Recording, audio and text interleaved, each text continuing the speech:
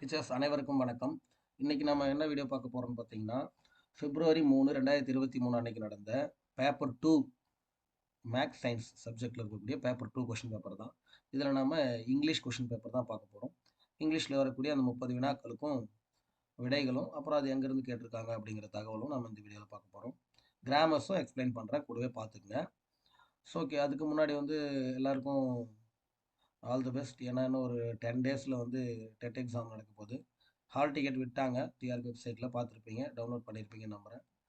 Okay, நாளைக்கு maybe வந்து ஒரு வீடியோ பண்ணுறேன், ஒரு ரிவிஷனுக்காக. சரி, எதெல்லாம் நீங்கள் வந்து இது வரைக்கும் கவர் பண்ணாமல் இருந்தீங்கன்னா கம்பல்சரி அதை பார்த்துட்டு போங்க அப்படின்ற மாதிரி. ஓகே, ஃபர்ஸ்ட் கொஷின் பாருங்கள். Find out the odd word from the following. இங்கே கொடுக்கப்பட்டதில் எது வந்து ஆட், எது வந்து வேறுபட்டது அப்படிங்கிற மாதிரி. Small, maker, plenty, little. இது நீங்கள் படிக்கணும், இந்த புக்கில் தான் இருந்து தான் இது படிச்சுட்டு தான் இதை ஆன்சர் பண்ணணும்னு கிடையாது. நீங்கள் பார்த்தீங்கன்னாலே தெரியும். ஸ்மால்னா கொஞ்சம்னு அர்த்தம், மீகுனாலும் கொஞ்சம்னு தான் அர்த்தம், லிட்டில்னா கொஞ்சம் நல்லா தெரியும். பிளண்டிங்கிறது மீனிங் நமக்கு, பிளண்டிக்கும் மீனிங் நல்லாவே தெரியும். ஏன்னா ட்ரிங்க் பிளண்டி ஆஃப் வாட்டர்ஸ் அப்படின்னு நம்ம கேள்விப்பட்டிருப்போம். பிளண்டினா நிறைய, சம் அப்படின்னு அர்த்தம், நிறையன்னு அர்த்தம். ஓகேவா? ஸோ அப்போ இதுதான் வந்து ஆட் ஒன் அவுட்னா இதுதான். ஓகேவா? 62. During which of the following seasons trees stretch their leafy branches towards the sun? Towards the sun, அதாவது சூரிய வெளிச்சத்தை நோக்கி தன்னோட கிளைகளை பின்வரும் எந்த பருவ காலத்தில் வந்து மரமானது அந்த கிளைகளை வந்து சூரிய வெளிச்சத்தை நோக்கி நகர்த்தும் அப்படின்ற மாதிரி கேள்வி.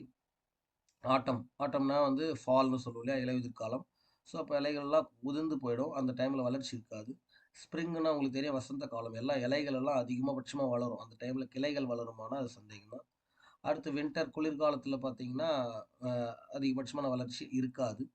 சம்மரில் தான் வந்து வெயில் அதிகப்படியாக இருக்கும். வெயில் அதிகப்படியாக இருக்கிற இடத்துல தான் வந்து மரம் வந்து அதோட உயரத்தை, அதோட பிரான்ச்சஸ் வந்து என்ன பண்ணுன்னா கொஞ்சம் நீட்டம், வளர்றதுக்கு தேவையான ஏதுவான பருவ காலம்னா அது சம்மர் தான். ஓகேயா? சம்மர் தான் கரெக்டான answer. Choose the singular form of the underlined word. I saw many keys in the park. Okay, கீஸ்னா தெரியும் நமக்கு, கூஸ்னா வாத்து, கீஸ்னா வாத்துகள். ஓகேங்களா? அதுதான் கூஸ்ன்றது தான் வந்து கரெக்டான வார்த்தை. ஸோ இதெல்லாம் இல்லை, கூசஸ்லாம் கிடையாது. Robert Frost and American poet noted for is. American poet Robert Frost வந்து எதுக்காக ஃபேமஸான ஆள் அப்படின்னு கேட்டிருக்காங்க. Realistic description of rural life, கிராமத்தோட வாழ்க்கையை. அது இப்போ நம்மளது அந்த கரிசல் இலக்கியத்துக்கெல்லாம் கீரா, அதுக்கு முன்னாடி பீசா குப்புசாமி இவங்கெல்லாம் இருந்தாங்க இல்லைங்களா.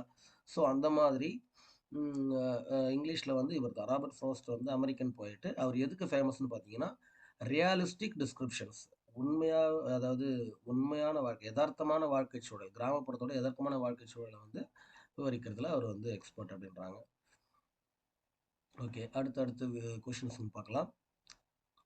65வது வினா. Choose the correct option to complete the sentence. The criminal dash the place before the police could reach. இதெல்லாமே வந்து ஜென்ரல் ஒரு கிராமராக தான் வந்துட்டு இருக்கு. அடுத்த கொஷின்ஸில் வந்து எந்த சப்ஜெக்டில், சாரி எந்த கிளாஸில், எந்த ஸ்டாண்டர்ட்லேருந்து கேட்டிருக்காங்க அப்படிங்கிறத நான் சொல்கிறேன் அடுத்தடுத்த கொஷின்ஸில். The criminal dash the place before the police could reach. நல்லா பாருங்கள், before the police could reach, இந்த இடத்துல குட் யூஸ் பண்ணியிருக்காங்க. குட் ரீச், அப்போ அது வந்து பாஸ்ட் டென்ஸ், நடந்து முடிஞ்சிருச்சு. எதனா த கிரிமினல் எஸ்கேப் ஆகிட்டான், அதுதான் மீனிங். ஏன்னா இது கிரிமினல் எஸ்கேப் ஆகிட்டான், police could reach before the police could reach, police வர்றதுக்குள்ளே கிரிமினல் எஸ்கேப் ஆகிட்டான்றது அர்த்தம். ஓகேவா? ஸோ அப்போ அது நல்லா தெரியுது, இது வந்து முடிஞ்ச விஷயம் தான்.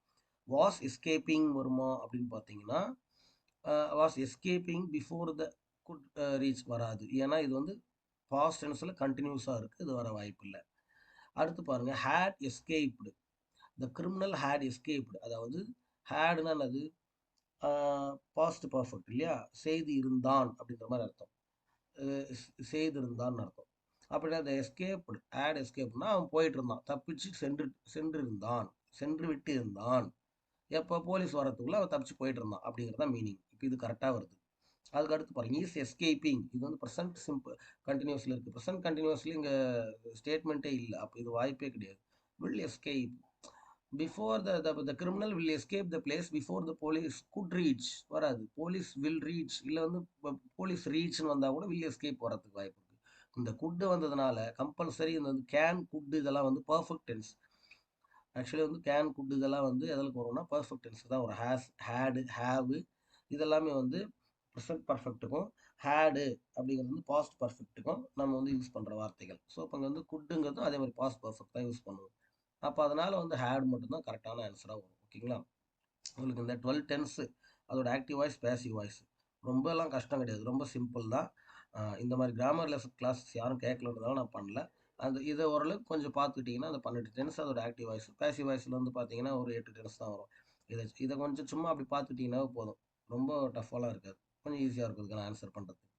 Fill in the blank with the correct word chosen from the option. Dash are a mixture of notices, advertisement, invitations. They are captivating and attractive அப்படின்றாங்க. இது என்ன வந்து இதோட இது எல்லாமே மிக்ஸ் ஆனது என்ன வரும்? நோட்டீஸ், அட்வர்டைஸ்மெண்ட், இன்விடேஷன் இதெல்லாம் கலந்த மாதிரி ஒரு ஒரு விஷயம் இருந்ததுன்னா அது என்ன? போஸ்டரா, ஸ்லோகனா, நோட்டீஸா, ஆர்டிகிள்ஸா? ஆர்டிக்கிள்னா உங்களுக்கு தெரியும், அது வந்து ஒரு நியூஸ் பேப்பரில் ஒரு குறிப்பிட்ட ஒரு விஷயத்தை பற்றின ஒரு தகவல். நோட்டீஸஸ்னால் நமக்கு நீங்கள் டெய்லி பார்க்குற அந்த ஹேண்டில் கொடுப்பாங்களே படிச்சுட்டு போடுற நோட்டீஸ். ஸ்லோகன்ஸ்னால் இந்த நோட்டீஸ்க்குள்ளே இருக்கிறதா இருக்கலாம், இல்லை போஸ்டர்ஸ்க்குள்ளே இருக்கிறதா இருக்கலாம். இது வந்து பொருந்தாது. போஸ்டர்ஸுங்கிறது தான் வந்து கரெக்டான ஆப்ஷன். இதே நோட்டீஸ்ன்றதுக்கு என்ன சார் வரும் அப்படின்னு பார்த்தீங்கன்னா, நோட்டீஸ்னால் ஒன்றும் கிடையாது. அதாவது that is the printed announcement அப்படின்னு சொல்லுவாங்க. இதுக்கு முன்னாடி டெட்லேயே வந்திருக்கு. நோட்டீஸ் இஸ் பிரிண்டட் அனௌன்ஸ்மெண்ட் அப்படின்னு சொல்லலாம். ஓகேங்களா? அப்படின்னு சொல்லிட்டு நம்ம இதுக்கு முன்னாடியே பார்த்துருக்கோம். நோட்டீஸ் என்னன்னா பிரிண்டட் அனௌன்ஸ்மெண்ட் அப்படிங்கிறதோடு நிறுத்தினா அது வந்து நோட்டீஸ் சொல்லலாம். இந்த நோட்டீஸ், அட்வர்டைஸ்மெண்ட், இன்விடேஷன் எல்லாம் கலந்தது தான் போஸ்டர்ஸ். ஓகேங்களா? Choose the reported. Okay, direct to indirect speech வந்துட்டோம். Choose the reported from the sentence. Monica said I want to become a doctor. Monica என்ன சொல்கிறாங்கன்னா I want to become a doctor. Monica சொன்னால் நான் வந்து doctor ஆக போகிறேன்னு சொன்னான் அப்படிங்கிறத சிம்பிளான ஒரு சென்டென்ஸ். இதை வந்து நம்ம ரிப்போர்ட்டடாக மாற்றுறோம். ஓகே, இதை வந்து நம்ம இன்னொருத்தர்கிட்ட சொல்லும்போது நம்ம எப்படி சொல்லுவோம்? செட் டூன்னு இருந்துச்சுன்னா நம்ம ஏற்கனவே தெரியும், செட் டூன்னு இருந்ததுன்னா நம்ம டோல்டுன்னு மாற்றிருப்போம். ஆக்சுவலி செட் மட்டும் இருந்ததுனால செட் தட்டுங்கிறது தான் கரெக்ட். ஸோ அதை செக் பண்ணி பாருங்கள். செட் தட் எல்லா ஆப்ஷன்லையும் இருக்கானா? செட் தட் எல்லா ஆப்ஷன்லையும் இருக்குது. ஓகே, இதில் நம்ம ஆப்ஷனை நம்மளால் ஒமிட் பண்ண முடியல. சரி, அடுத்து மோனிகா செட் தட் சொல்லிட்டோம். ஐ, மோனிகாங்கிறது கேர்ளு, அப்போ ஐ நம்ம என்ன சொல்லணும்? ஷீன்னு சொல்லணும். ஷீ எல்லாத்துலேயும் இருக்கா? ஓகே, எல்லாத்துலேயுமே இருக்குது. வாண்ட்டுங்கிறதா வந்து இங்கே வேர்பு வந்து இங்கே என்ன கொடுத்துருக்காங்க? I want to become a doctor just simple ப்ரெசென்ட்டில் கொடுத்துருக்காங்க. Simple present. அப்போ நமக்கு ரிப்போர்ட்டர் ஸ்பீச் வந்து சிம்பிள் பாஸ்ட்டில் இருக்கணும். சிம்பிள் ப்ரெசென்ட் டென்ஸ் இருந்துச்சுன்னா சிம்பிள் பாஸ்ட்டில் இருக்கணும் ரிப்போர்ட்டட் ஸ்பீச். இதுதான் வந்து நமக்கு ரூலு. நீங்கள் 8th ஸ்டாண்டர்ட் இங்கிலீஷ் புக்கில் பேஜ் நம்பர் 165, ஆக்சுவலி ஓல்டு புக்கில் 165, நியூ புக்கில் ஏதாவது சேஞ்ச் ஆகுதான்னு பாருங்கள். கொஞ்சம் 1 or 2 பேஜஸ் முன்ன பண்ணியிருக்கலாம். இந்த பேஜ் எடுத்து பார்த்தீங்கன்னா உங்களுக்கு தெரியும் ரிப்போர்ட்டட் ஸ்பீச் வந்து எந்த சப்ஜெக்ட் எந்த டென்ஸ் வந்து எந்த டென்ஸுக்கு மாறணும்னு தெளிவாக கொடுத்துருப்பாங்க. ஓகேங்களா?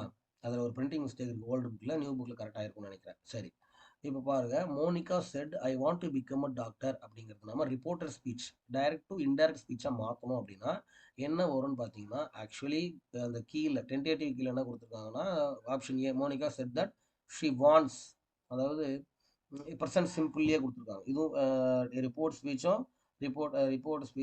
ஸ்பீச் ரெண்டுமே வந்து என்ன கொடுத்துருக்காங்கன்னா ப்ரெசன்ட் சிம்பிள்லேயே கொடுத்துருக்காங்க. இது தப்பு. இது அவங்க கொடுத்துருக்குறது தப்பு, அப்படி வரக்கூடாது. Monica said that she wanted to become a doctor அப்படிங்கிறது தான் கரெக்டான ஆன்சர்.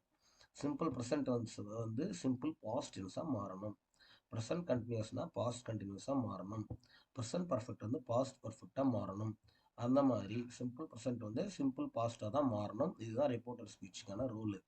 இதை நீங்கள் புக்லேயே எடுத்து பார்த்துக்கலாம். 8th standard book, page number 165. Paper 2க்கு கூட 8th ஸ்டாண்டர்ட் புக்ஸ்லேருந்து நிறைய கொஷின் வருது. நீங்கள் இதை நோட் பண்ணிக்கங்க. நான் ஆல்ரெடி நிறைய டைம் சொல்லிட்டேன், 8th ஸ்டாண்டர்ட் இங்கிலீஷ் படிக்காமல் நீங்கள் எக்ஸாமுக்கு போகாதீங்க. I will take the cow to the market. These words are uttered by dash. இது யார் சொன்னது? இது ஒரு பிளே தான்.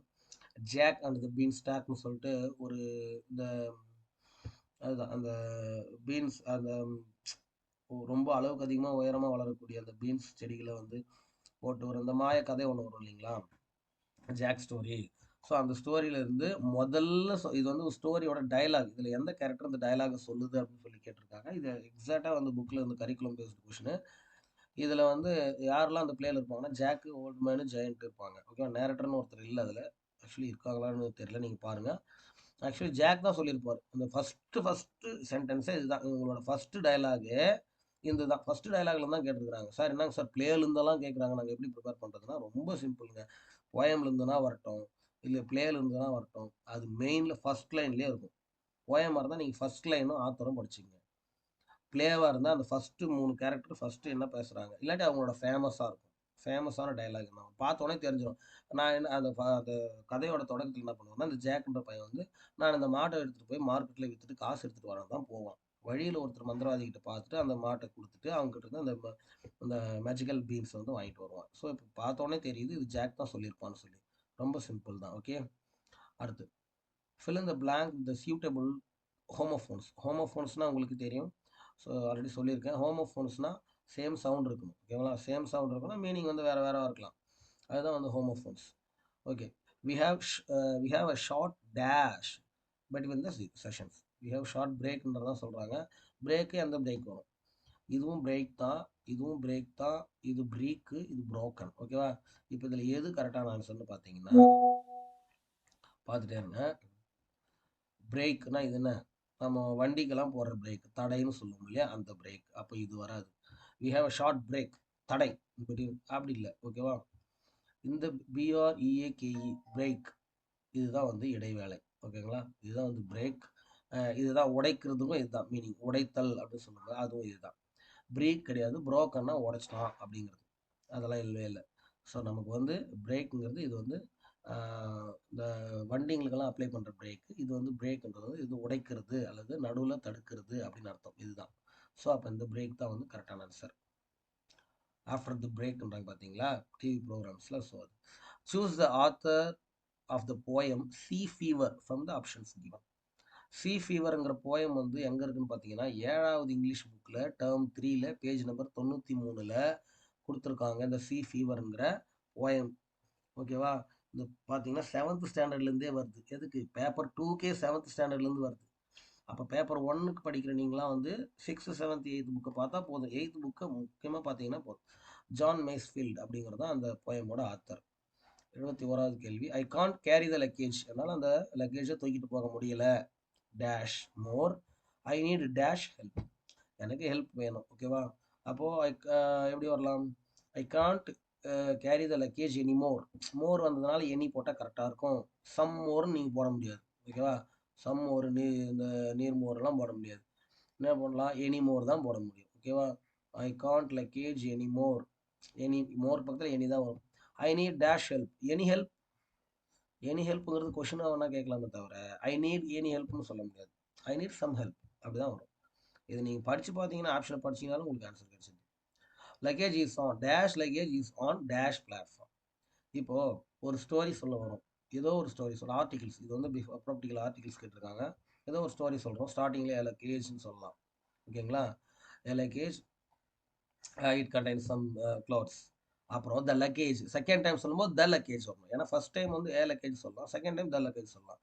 இங்கே ஒரே டைம் தான் இருக்குது அப்படின்னா அப்படி கிடையாது. நல்லா பார்த்தீங்கன்னா தெரியும், இது the luggage is on the platform. ஏதோ ஒரு குறிப்பிட்ட பிளாட்ஃபார்மில் ஒரு குறிப்பிட்ட லக்கேஜ் இருக்குது. ஸோ நம்ம ஒரு பர்டிகுலராக ஒரு விஷயத்தை பற்றி பேசுனீங்கன்னா அது டெஃபினைட் ஆர்டிக்கல், இந்த தி தான் வரும்.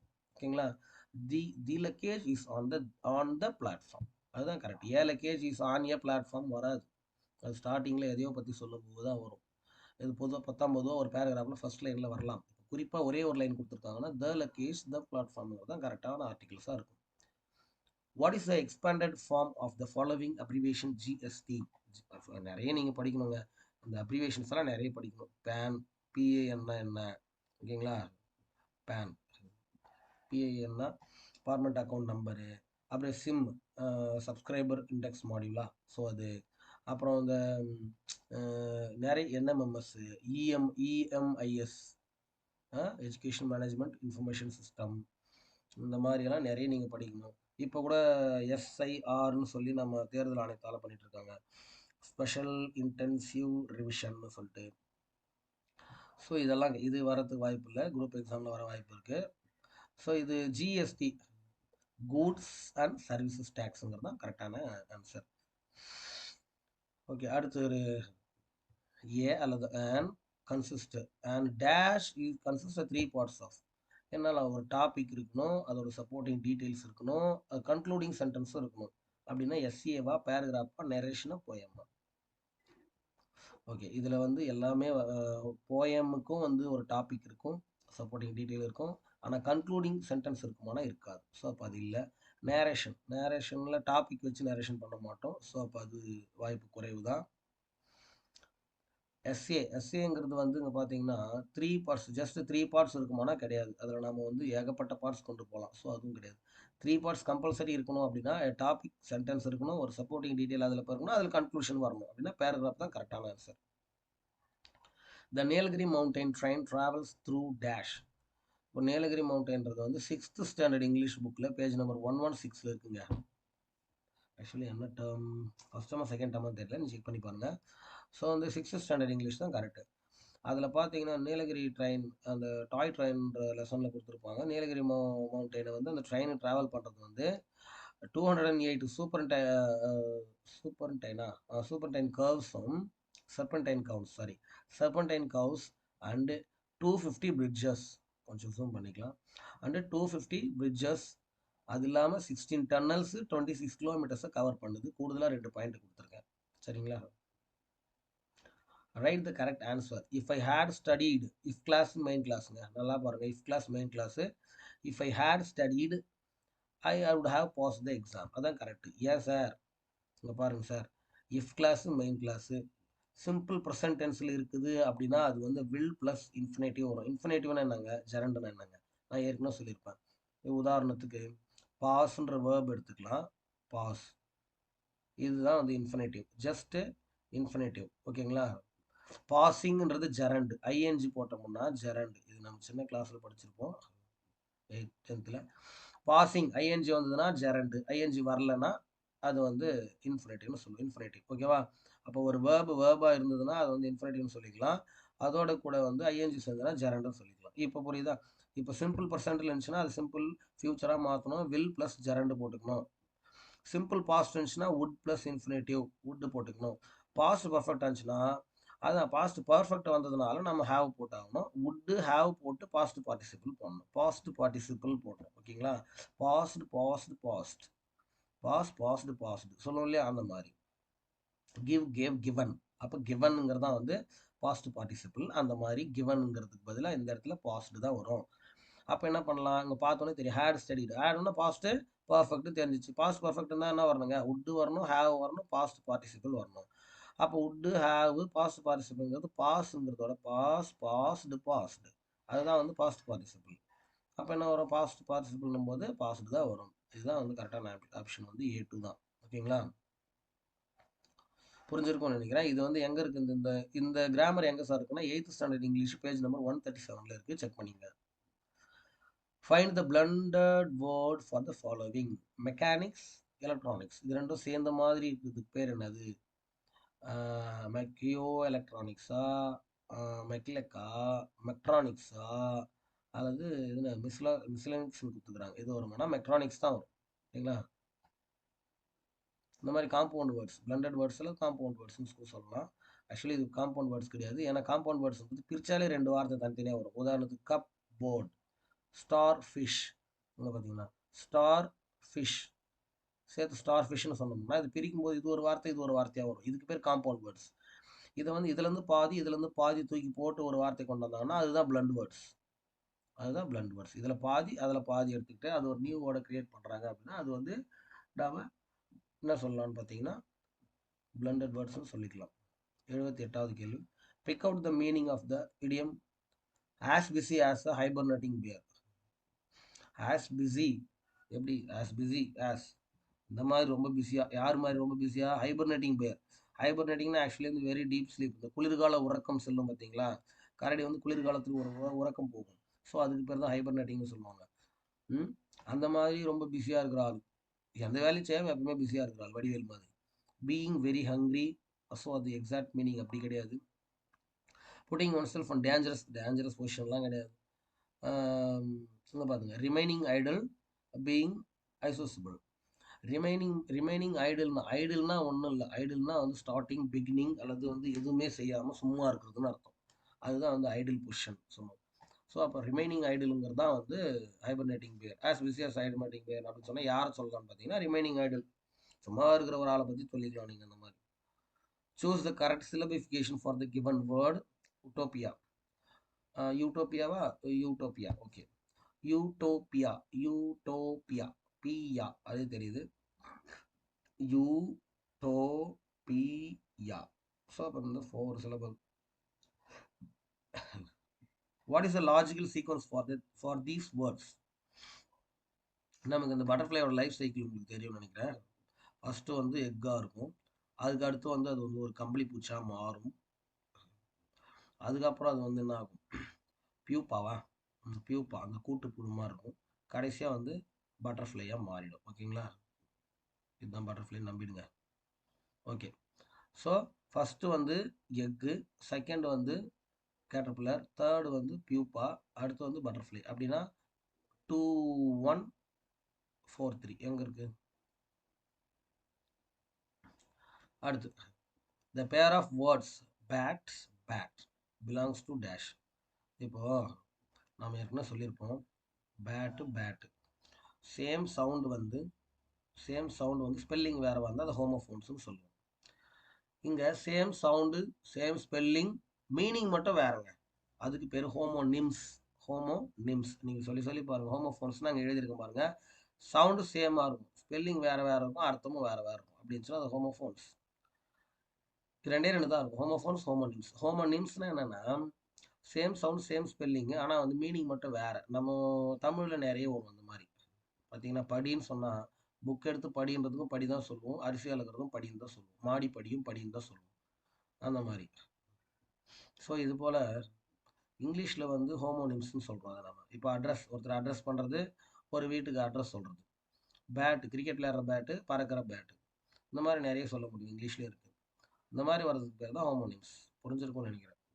Choose the correct meaning for the underlined idiom from the sentence given below. I have done more than my share in this partnership. The ball is in your court to decide what happens next. The ball is in your court அப்படின்னா என்னன்னா, இப்போ இதுக்கப்புறம் நீ தான் முடிவு எடுக்கணும். The ball is in your court. நீ தான் அடிக்கிறதா விட்டுறதாங்கிறத நீ தான் முடிவு பண்ணணும் அப்படிங்கிற மாதிரி. நீ வந்து டிசைட் பண்ணிக்க அப்படிங்கிற மாதிரி. இட்ஸ் யுவர் டர்ன், இது உன்னோட டேர்னு அப்படிங்கிற மாதிரி மீனிங் தான். உங்களுக்கு படிச்சிருந்தாலே புரிஞ்சிருக்கும். அப்போ turn to make a decision வருமா, த பேப்பர்ஸ் பிஃபோர் யூ வருமா, வாட்ச் கேர்ஃபுல்லி வருமா, a good chance to getting some valuable வருமா. இது கூட ஒரு சான்ஸுங்கிற மாதிரி தான் இருக்குது. பட் வந்து சான்ஸ் வேறு, கம்பல்சரி உன்னோட டேர்னுங்கிறது வேறு. எனக்கு தெரிஞ்சு இது டேர்ன் தான் வரும். உன்னோட டேர்ன் டு மேக் டிசிஷன். இதில் வந்து 2 வார்த்தையுமே இருக்குது, டேர்னும் இருக்குது டிசிஷனும் இருக்குது. இதுதான் கரெக்டான answer. Scattered pieces of rubbish or remains are termed as dash. அதாவது ரப்பிஷ்னா குப்பை, ஸ்கேட்டர்னா அங்கங்கே தெரிச்சு இறச்சிட்டு போய் கிடக்கிறது. ஸோ அந்த மாதிரி மீனிங். வேஸ்ட்டுங்கிறது வந்து ஸ்கேட்டர்டு மட்டும்தான் வரும். மார்ட்டர் அப்படின்னா என்னன்னு தெரியல. டிவஸ்டேஷன், இது எல்லாத்தையுமே பார்த்தீங்கன்னா டர்பஸ் அப்படின்னா என்னன்னா குப்பை கூலம். குப்பைங்களை அப்படியே கொட்டி செதற விட்டுருக்கிற இடத்தோட பேர் வந்து டர்பஸ்ன்னு சொல்லுவோம். ஸோ அதுதான் வந்து ஸ்கேட்டர்டு பீசஸ் ஆஃப் ரப்பிஷ் அப்படிங்கிறது, அதுதான் meaning. Don't go by the word அப்படின்னு சொல்லுவோம். Don't go by the word, அந்த வார்த்தை பிடிச்சிக்கிட்டு பேசுகிறான் பாயவன். ஏதோ தெரியாமல் ஒரு வார்த்தை பேச்சில் வந்துருச்சு, அத்தை பிடிச்சிக்கிட்டு அதே பேசிட்டு இருக்கிறாம்பா அப்படின்னு சொல்லுவோம் நம்ம. டோன்ட் கோ பை த வேர்ட்னா அதுதான் அந்த இடியம் அல்லது ஃப்ரேசல் வர்போட மீனிங் வந்து don't go by the word. நான் சொல்கிற வேர்டோடு நீ வந்து பிடிச்சிக்கின்னு பேசாத, நான் சொல்கிற கான்செப்டை புரிஞ்சிக்க அப்படிங்கிற மாதிரி, உதாரணத்துக்கு நான் சொன்னேன் அப்படிங்கிற மாதிரி பேசணும். ஸோ அதுதான் ஃப்ரேசல் வர்பு. இதில் கோ பை அப்படிங்கிறதோட மீனிங் என்னன்னு கேட்குறாங்க. கோ பைனா அதை ஜட்ஜ் பண்ணாத, அந்த வார்த்தைகளை ஜட்ஜ் பண்ணாத, நான் சொல்ல கருத்தை வந்து ஜட்ஜ் பண்ணு. கோ பை த சைடுன்றதோ ஃபாலோ மீன்றதோ அதெல்லாம் கிடையாதுங்க. எக்ஸாக்டான மீனிங்லாம் நீங்கள் எடுத்துக்கூடாது. ஃப்ரேசல் வர்பு இடியம் ஃப்ரேசஸை பொறுத்தவரை எக்ஸாக்டான மீனிங் எடுத்துக்கூடாது. இலைமறை காயோ பழமொழி மாதிரி நம்ம ஊரில் ஒன்று சொல்லுவாங்க இல்லையா. ஸோ அது மாதிரி. ஸோ ஜட்ஜ் பை, அந்த ஜட்ஜ் பண்ணாத நீ கோ பைன்றதோ ஜட்ஜ் பைன்றதா வந்து மீனிங் இது. In a certain code language KBOVBSZ வந்து is the code word for January. ஜனவரி வந்து நாங்கள் இப்படி எழுதுறோம். அப்போ வந்து அக்டோபர் வந்து நாங்கள் எப்படி எழுதுவோம் அப்படிங்கிறது தான் வந்து இவங்க கேட்டிருக்கிற கேள்வி. நீங்கள் இங்கே பாருங்க, இதில் ஜே இருக்குது, இதில் கே இருக்குது, இதில் ஏ இருக்குது, இதில் பி இருக்குது, இதில் என் இருக்குது, இதில் ஒரு பார்த்தோன்னே தெரிஞ்சிச்சு. JK AB NO அப்படின்னா என்ன வரணும்? OP CD அப்படிதானே வரணும். OP CD TU OP BC EF RS. இது எங்க இருக்குன்னு பாருங்களா. PDU PCF இதுதான். fill in the blank with the suitable homophones. Homophones நான் ஆல்ரெடி சொல்லியிருக்கேன். ஒரே மாதிரி சேம் சவுண்டாக இருக்கணும். லெசன் லெசன் இது ரெண்டுமே தான். இது கூட ஆக்சுவலி லெசன் தான். இது லெசன் இது கிடையாது. இதுதான் லெசன். இது லெசன் இது லெசன். ஸோ இது ரெண்டும் தான் ஹோமோஃபோனு. இதில் this medicine will lessen your pain. லெசன்னா நம்ம வந்து பாடம் கற்றுக் கொடுக்குறது, இல்லை வந்து பாடம்னு சொல்லுவோம். கற்றுக் கொடுக்கல பாடம்னு சொல்லுவோம். இந்த லெசன்னா என்னென்னா டு ரெடியூஸ்னு அர்த்தம், குறைக்கிறது. இந்த மெடிசன் வந்து உங்களோட வலியை குறைக்கும் அப்படிங்கிற மீனிங். இது வந்து நீங்கள் இதுக்கு முன்னாடி படிச்சிருக்கணுமா சார்னா கிடையாது, பார்த்தாலே தெரியும். இந்த லெசன்றது கண்டிப்பாக வராதுன்னு நமக்கு தெரியும்.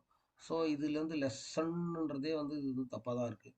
பார்த்தாவே இதுதான் ஒரு வேர்டாக இருக்கும்னு நமக்கு தோணிடும். இது நம்ம படிக்காமே ஆன்சர் பண்ண முடியும்.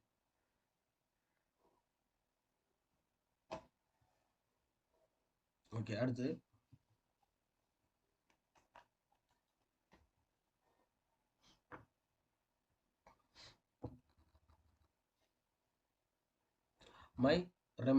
my reminiscences was written and published by யார்? ரிட்டர்ன் பண்ணதும் அவரது தான், பப்ளிஷ் பண்ணதும் அவரே தான். யாருன்னா ரவீந்திரநாத் தாகூர். இது வந்து ஒரு நீங்கள் 8th ஸ்டாண்டர்ட் இங்கிலீஷில் 92வது பேஜில் இருக்குங்க, செக் பண்ணி பாருங்களேன். 8th ஸ்டாண்டர்ட் இங்கிலீஷில் 92வது பேஜில் இருக்குது ரவீந்திரநாத் தாகூர். ரெமினிசன்ஸ்னால் என்னன்னா ஒரு மெமரி, என்னோட மெமரி, அவரோட மெமரியை வந்து அவரே தான் எழுதியிருப்பார். Choose the correct sentence from the following group. இந்த குரூப்ல இருந்து கரெக்டான சென்டென்ஸ் எடுன்றாங்க. I cannot cope with this pressure, I cannot cope up with this pressure, I cannot cope with this pressure, I cannot cope this pressure. I cannot cope up அப்படிங்கிறது வந்து okay தான். ஐ cannot cope upங்கிறது okay தான். But with கோப் அப்பு ரெண்டுமே வராது. அப்பு with ரெண்டுமே பக்கத்தில் வராது. ஓகேவா? கோ வித் அப் அப்படி பேச மாட்டோம். கோ வித் அல்லது கோ அப். கீப் இட் அப்னு சொல்லுவோம். கீப் இட் இல்லாட்டி கீப் வித் இட்னு சொல்லுவோம். அப்பும் வித்தும் பயன்படுத்த மாட்டோம், ஒரு சேர பயன்படுத்த மாட்டோம். So I cannot cope with this pressure அப்படிங்கிறது கரெக்டான ஆன்சர். அடுத்து 89வது கேள்வி. Pick out the correct homonym. நான் ஏற்கனவே சொல்லியிருப்பேன், ஒரே மாதிரியான சவுண்ட் இருக்கும், ஆனால் ஒரே மாதிரி ஸ்பெல்லிங்கும் இருக்கும், ஆனால் மீனிங் மட்டும் வேறு இருக்கணும் அப்படிங்கிற மாதிரி வார்த்தை. ஸோ இதில் கைண்டுங்கிறது அந்த மாதிரி இருக்குது. டேர், இந்த டியர் வேறு, இன்னொரு டியர் வேறு. ஓகேங்களா? நைட், இது வந்து KNIT வரணும். இந்த ஸ்டார் இதெல்லாமும் கூட வந்து இந்த கைண்டுங்கிறது தான் வந்து எக்ஸாக்டாக வந்து இதோட வருது. ஒரே நவுனாக எடுத்துக்கிட்டிங்கன்னா kind of a person is a kind of a பர்சன்னா அவர் ஒரு டைப்பான ஆளுங்க அப்படிங்கிற மாதிரி ஒரே ஒத்த இயல்புன்னு சொல்லிக்கலாம். அட்ஜெக்டிவ்னா அவர் கைண்ட் பர்சனுங்க. இது என்ன கைண்டு, இது என்ன டைப்புன்னு கேட்டாலும் ஓகே. அவர் கைண்ட் மேன், கைண்ட் ஹார்ட்டட் மேன்லாம் சொல்லுவோம் இல்லையா? ஸோ அப்போ அட்ஜெக்டிவாக எடுத்துக்கிட்டிங்கன்னா அவர் ரொம்ப இறக்கமுடைய ஆள் அப்படின்னு அர்த்தம். ஸோ அப்போ ஹோமோனிம்னா ஒரே ஒரு வார்த்தைக்கு நமக்கு வந்து 2 விதமான மீனிங் இருக்கு. ஓகே, அடுத்த கேள்வி 89 பார்த்துட்டோமா? 90வது வினா. Choose the correct expanded form of the abbreviation NMMS. நம்ம இப்போ 8th ஸ்டாண்டர்ட் குழந்தைங்களுக்கு வந்து NMMS ஸ்காலர்ஷிப்புக்காக ஒரு எக்ஸாம் நடத்துகிறாங்க. ஸோ 10th பிள்ளைங்களுக்கு ட்ரஸ்ட்டுன்னு ஒன்று நடத்துவாங்க. ஓகேங்களா? ட்ரஸ்ட்டுன்னு ஒன்று நடத்துவாங்க, அதை நீங்கள் பாருங்கள். இதுக்கு என்ன மீனிங்னு பார்த்தீங்கன்னா, NMMSக்கு அப்ரிவேஷன் வந்து national means come merit scholarship. அடுத்து 91வது கேள்வி. 91வது கேள்வி மேக்ஸ். ஓகே, மேக்ஸ் வந்து அடுத்த வீடியோவில் பார்க்கலாம். இப்போ இது வரைக்கும் வந்து இங்கிலீஷில் இருக்கக்கூடிய 30 வினாக்கள், அதுவும் பேப்பர் 2ல் ஒரு சப்ஸ்கிரைபர் கேட்டிருந்தார். ஒரு சார் வந்து ஒரு சாரா டீச்சரான்னு தெரியல கேட்டிருந்தாங்க. சார் பேப்பர் 2க்கும் வீடியோ போடுங்கன்னு சொல்லி, ஸோ அதனால் பார்த்தோம். பேப்பர் 2க்கு வந்து இங்கிலீஷில் 30 வினாக்கள் நம்ம பார்த்துருக்குறோம். ஓகே, எக்ஸாமுக்கு நல்லா ப்ரிப்பேர் பண்ணுங்கள். அடுத்த வீடியோவில் நம்ம மேக்ஸ் பார்க்கலாம். தேங்க்யூ.